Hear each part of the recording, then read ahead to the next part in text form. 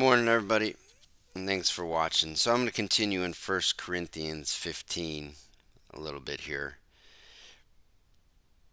and talk a little bit about why you actually, or Christians, religious people, anybody who claims that Jesus Christ reigns forever and ever actually dishonors Christ by saying that. Because many people get offended when you say that Jesus Christ will one day give up his reign, that he won't reign forever. As verse 25 in 1 Corinthians 15 says, "For he must be reigning until," which is an end point, "he should be placing all enemies under his feet." So once all enemies are placed under his feet, he's done reigning, because he reigns up until that point. And people say, that's blasphemy. Jesus Christ will reign forever and ever. Well, let's take a look at why Jesus Christ does give up his reign. Jesus Christ gives up his reign not because he's powerless, but he gives up his reign because he's so perfected the creation that God entrusted him with, that creation has no need to be ruled over any longer. Through his death, entombment, and resurrection, Jesus Christ gives his own righteousness to creation, every creature.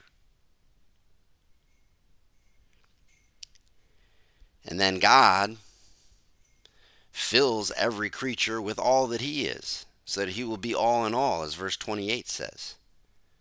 So why in the world would a creature that had Christ's own righteousness and is filled up with all that God is need to be ruled and reigned over anymore?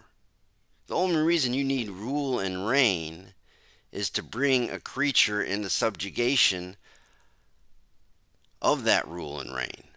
So that proves that creation is not perfect, because the rule and reign needs to bring them into that perfection.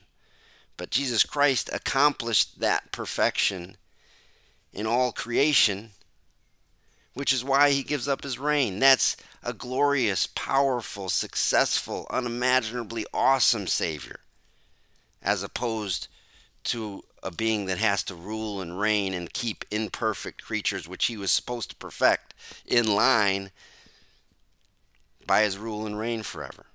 So you actually dishonor Christ by saying that he needs to rule and reign forever. He rules for the next 1,000 years and the new heavens and the new earth, the next 2 ages.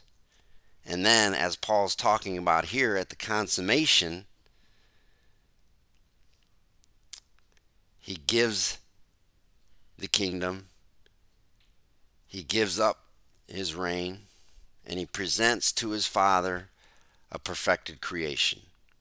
And then in verse 28, God fills that creation with all that he is. That's the successful Savior. So looking at, continuing in verse 26 here, the last enemy is being abolished, death. For he subjects all under his feet. Now whenever he may be saying that all is subject, it is evident that it is outside of him who subjects all to him. So remember the context here in verse 22. Paul is talking about all those that die in Adam. That's everyone. Everyone dies in Adam. And then he goes through the order in which you receive this resurrection. Yes, those that are given belief, they come in first. But the resurrection is for all that die in Adam, which is everyone. And in these 7-8 verses, that's what Paul's talking about here. So now he's at the end, the consummation. And he says in verse 27 here that the only being, remember the context in verse 22 is all that die in Adam. That's every creature. So the only being that is not subject to Jesus Christ is God himself. It includes all other beings. It doesn't say that it's just God and all the people who have died in unbelief. No, that's not what it says. From the context that all die in Adam, the only being out of all creation that is not subject to Jesus Christ is God himself. So every believer, every unbeliever, and at the consummation, we all come to a realization of this truth of who Jesus Christ is and who God is. We're all there. So once all is subjected to Jesus Christ, what does Jesus do in verse 28?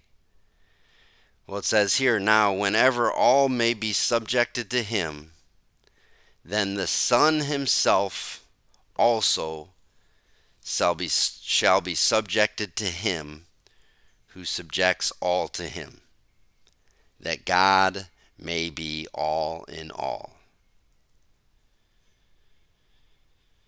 So here it is.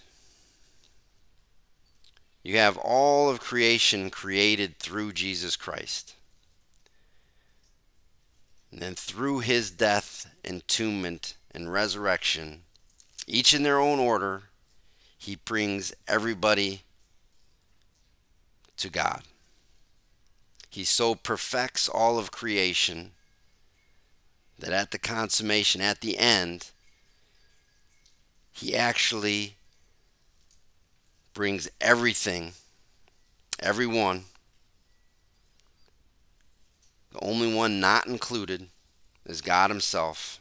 Every entity, every animal, every human, all of creation is subjected to him.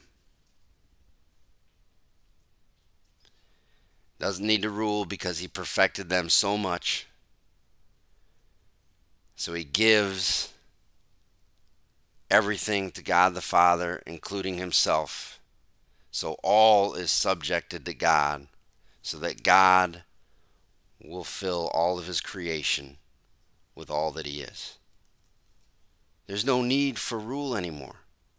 Because once Jesus Christ perfects creation through his death, entombment, and resurrection, all comes under him. And then all, including the Son himself, comes under God. And God fills his creation with all that he is. Every man, woman, and child is a part of that. And it's a glorious end.